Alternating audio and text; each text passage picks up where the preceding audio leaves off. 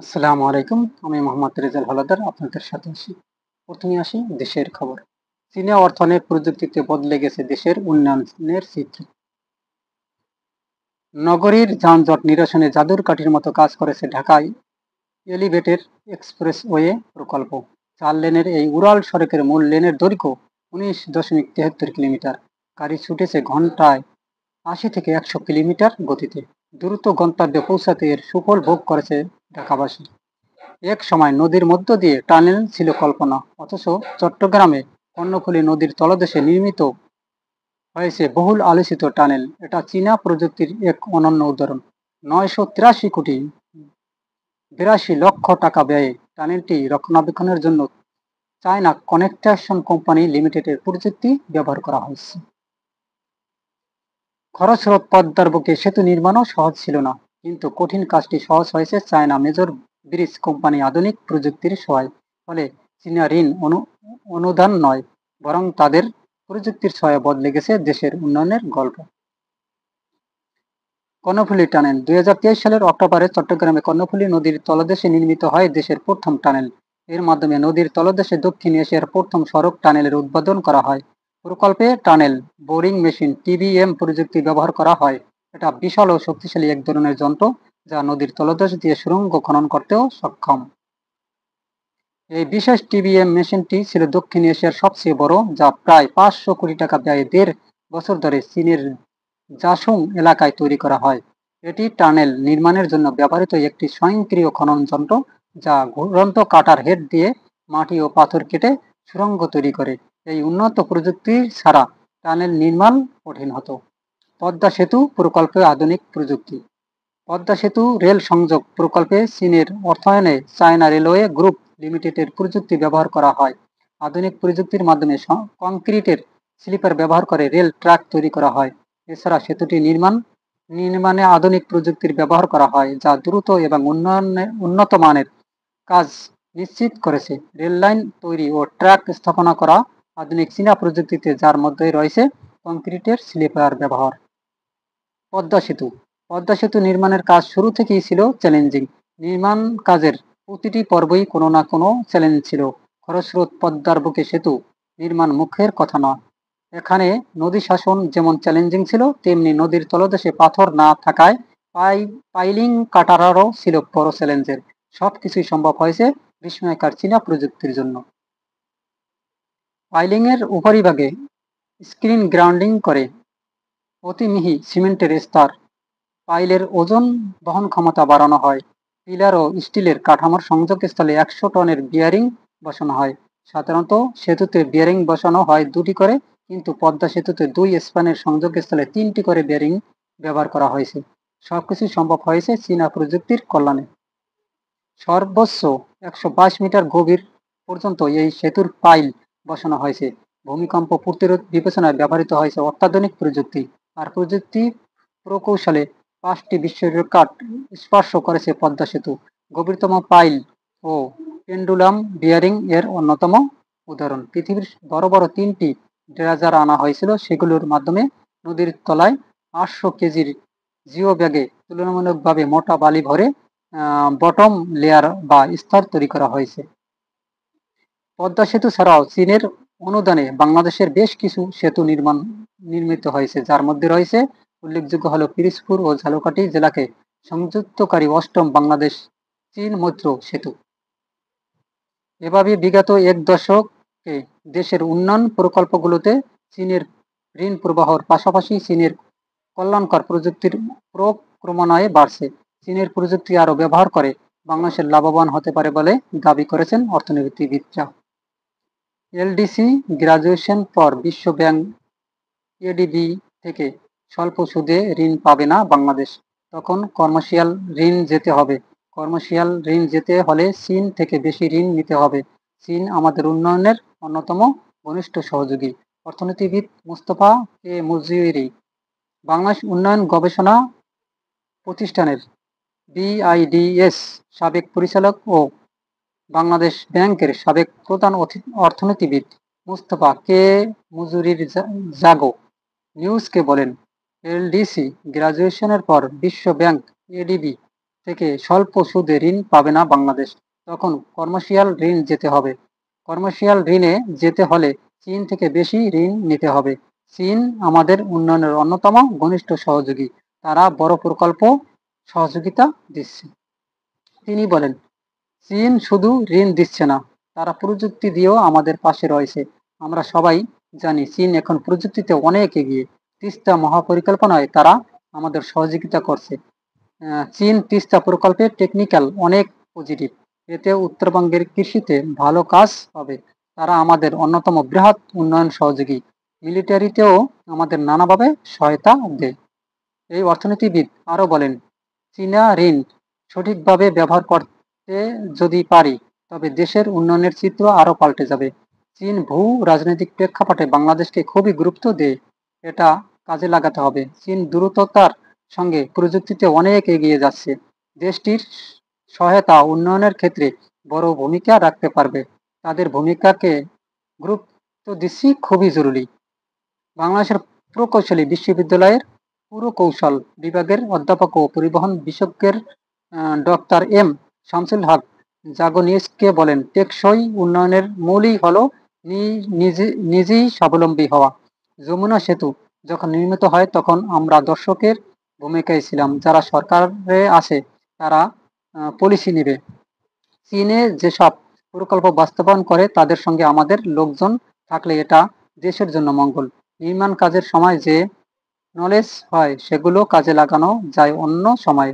তিনি বলেন, যারা চীনের কাছ থেকে ট্রেনিং প্রাপ্ত হবে তাদের পুল করে রেখে দেওয়া হবে, যাতে পরবর্তী একই ধরনের প্রকল্পে তাদের কাজে লাগানো যায়। চীন প্রকল্প বাস্তবায়ন করলে আমরা যেন দর্শকের ভূমিকায় না থাকি।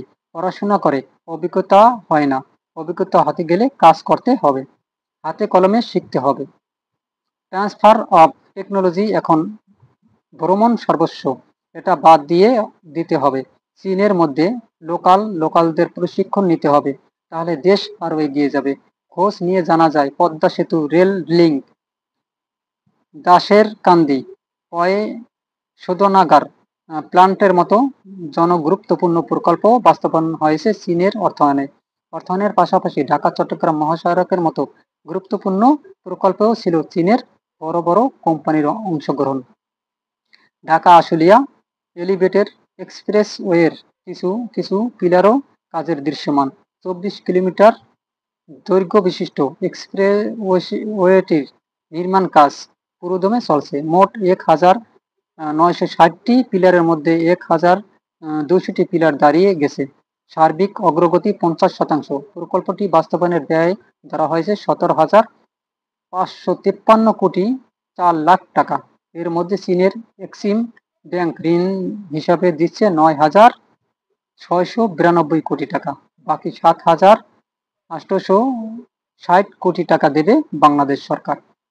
স্বপ্নের তিস্তা সহ বড় বড় অবকাঠামো খাতে আরও আসছে চীনা ঋণ। তিস্তা মহাপরিকল্পনা বাস্তবায়ন করতে চায় অন্তর্বর্তী সরকার। গত মার্চে প্রধান উপদেষ্টা অধ্যাপক ডক্টর মোহাম্মদ ইউনূসের চীন সফরের পর প্রকল্পটি এগিয়ে নিতে কাজ শুরু হয়। প্রকল্প বাস্তবায়নে চীনের কাছে 6,700 কোটি টাকা চেয়ে চিঠি দেওয়া হয়েছে। সরকারের নীতি নির্ধারকরা বলেছে, এ বছরের মধ্যেই আর্থিক চুক্তিতে ফাইন্যান্সি এগ্রিমেন্ট সই করতে পারে দুই দেশ। সংশ্লিষ্ট মন্ত্রণালয় বলেছে, এরই মধ্যে চীনের রাষ্ট্র নিয়ন্ত্রিত সংস্থা প্রকল্পে সমীক্ষা করেছে। প্রকল্পটি পুরো নাম comprehensive management and restoration of Teesta river project বা তিস্তা নদীর সামগ্রিক ব্যবস্থাপনা ও পুনরুদ্ধার প্রকল্প। পরিকল্পনা উপদেষ্টা ওয়াহিদ উদ্দিন মাহমুদ বলেন, তিস্তা প্রকল্প চীনের ঋণে বাস্তবায়নের বর্তমান সরকারের আগ্রহ রয়েছে। চীনও প্রকল্পটি বিনিয়োগ করতে চায়। দুই পক্ষের সম্মতিরই বিষয়টি অগ্রসর হচ্ছে। চলতি অর্থবছর চীনের সঙ্গে হওয়া ঋণ চুক্তির ফলে 4টি প্রকল্প খুব দ্রুতই আবার গতি ফিরে পাবে। জানা যায়, বাংলাদেশ টেলিভিশনের জন্য 6টি পূর্ণাঙ্গ স্টেশন স্থাপনের জন্য চীনের কাছে $125.12 মিলিয়ন ঋণ চেয়ে করা আবেদনটি প্রাথমিক অনুমোদন দিয়েছে চীন।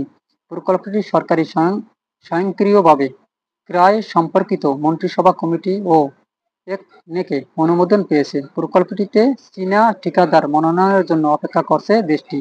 প্রধান উপদেষ্টা ডক্টর ইউনূসের ঐতিহাসিক চীন সফরে দেশটির সরকার ও কোম্পানিগুলোর কাছ থেকে 220 কোটি মার্কিন ডলারের বিনিয়োগ, ঋণ ও অনুমোদনের প্রতিশ্রুতি পেয়েছে বাংলাদেশ।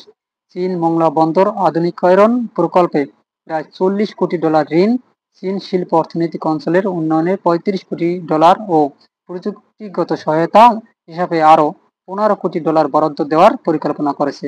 বাকি অর্থ অনুদান ও অন্যান্য ঋণ সহায়তা হিসাবে আসবে।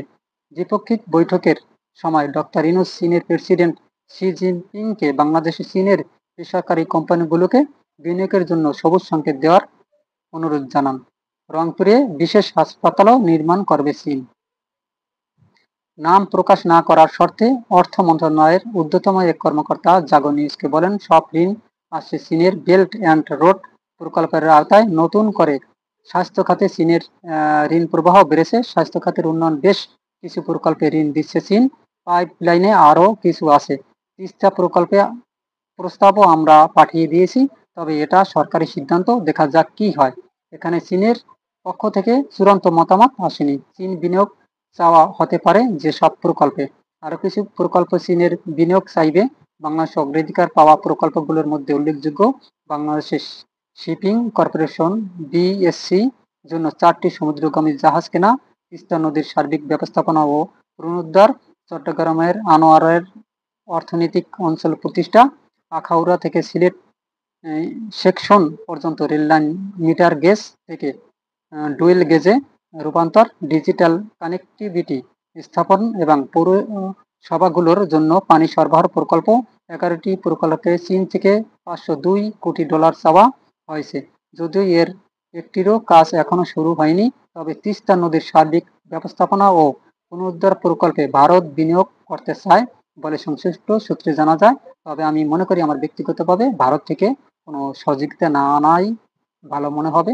তারা অত্যন্ত বাংলাদেশের সাথে যে মনোভাব পোষণ করে, তা খুবই বাংলাদেশের দর্শকেরা এবং বাংলাদেশের জনগণ তাদের প্রতি বিরূপ প্রকাশ করছে।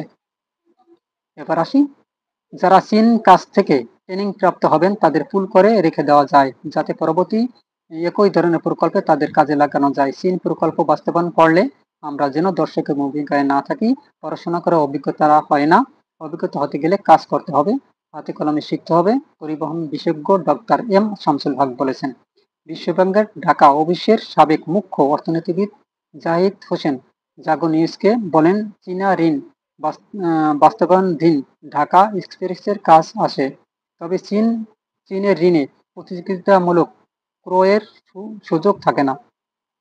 তাদের কাছে ঠিকাদারি সহ পণ্য যন্ত্রপাতি কিনতে হয়, যার কারণে শুধু সুদের হার কনস্ট্যান্টলি হয়ে যায়। বিশেষ করে প্রকিউটমেন্টর থেকে দর কষাকষি সহ প্রকল্প ব্যবস্থাপনায় ঠিকাদার নিয়োগ দেওয়া, পণ্য কেনায় প্রতিযোগিতা না থাকলে খরচ বেশি হয়ে যায়। ক্রমে বাড়ছে চীনা ঋণ। অর্থনৈতিক সম্পর্কে বিভাগ ইআরডি জানায়, যেখানে স্বাধীনতার পর থেকে 2012 সাল পর্যন্ত মাত্র 270 মিলিয়ন ডলারের ঋণ দিয়েছিল দেশটি, সেখানে গত 12 বছরে দিয়েছে 6.9 বিলিয়ন ডলার।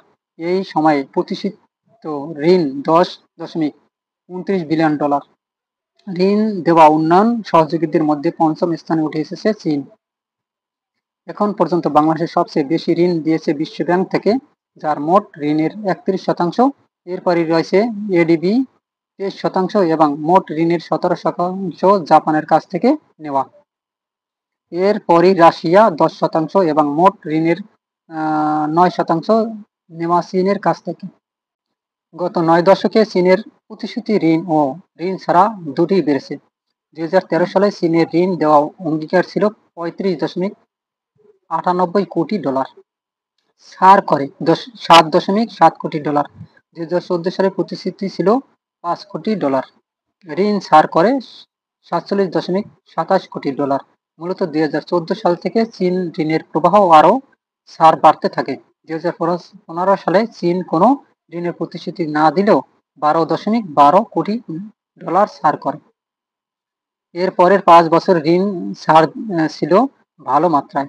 2020 সালে চীন $242.74 কোটি ঋণের প্রতিশ্রুতি দেয় এবং ছাড় করে 69.54 কোটি। 2021 সালে কোনো প্রতিশ্রুতি না থাকলেও $88.79 কোটি ছাড় করে দেশটি। 2022 সালে প্রতিশ্রুতি ঋণ $112.69 কোটি, ছাড় $98.95 কোটি। 2023 সালে $27.62 কোটি প্রতিশ্রুতি ঋণের বিপরীতে ছাড় $113.27 কোটি। এছাড়াও ভারতের সঙ্গে যেভাবে টাকা রুপিতে লেনদেনের সিদ্ধান্ত হয়েছে সেই ধারাবাহিকতায় টাকা ইউয়ানের লেনদেনের চূড়ান্ত সিদ্ধান্ত হতে পারে। এ বিষয়ে দুটি দেশের মধ্যে একটি সমঝোতা স্মারক সইয়ের প্রস্তুতি চলছে। চীনা ঋণ সিংহভাগ এসেছে শেষ 6 বছরে। অর্থ মন্ত্রণালয় অর্থনৈতিক সম্পদ বিভাগের ইআরডি তথ্যে দেখা যায়, স্বাধীনতার পর থেকে চীন বাংলাদেশের যে পরিমাণ ঋণ দিয়েছে তার 95% এসেছে গত 12 বছরে। শেষ 6 বছরে এসেছে 85%। সুপ্রিয় দর্শক, আপনাদের এই যে চীন বাংলাদেশের যে যতটা ঋণ দিয়ে সহায়তা করছে, অর্থাৎ উন্নয়নে পাশে আছে বাংলাদেশের সর্বদা, অর্থাৎ চীনা অর্থায়ন প্রযুক্তি বদলে গেছে বাংলাদেশের উন্নয়ন চিত্র। সর্বত্র চীনা যে কোম্পানি আছে তারা কিন্তু বাংলাদেশে আর্থিকভাবে অনেক সহযোগিতা দিচ্ছে এবং তারা সারও দিচ্ছে এবং বাংলাদেশকে সহযোগিতা করছে, যেটা টাকা তারা নেবে না। আমার মনে হয় চীনকে যদি বাংলাদেশের পাশে রাখা হয় তাহলে হয়তোবা আরো অনেক দূরে এগিয়ে যাবে বাংলাদেশ। সুপ্রিয় দর্শক, আপনাদের মতামত কি? অবশ্যই কমেন্টে জানাবেন, কারণ আপনাদের মূল্যবান মতামত আমার অত্যন্ত গুরুত্বপূর্ণ আমার কাছে। সুপ্রিয় দর্শক, এই ভিডিওটি ভালো লাগলে অবশ্যই RS বাংলা নিউজ 24-কে সাবস্ক্রাইব করুন এবং লাইক ও শেয়ার করে সবার মাঝে ছড়িয়ে দিন, সবাইকে দেখার সুযোগ করে দিন। সে পর্যন্তই। আসসালামু আলাইকুম ওয়া রাহমাতুল্লাহি।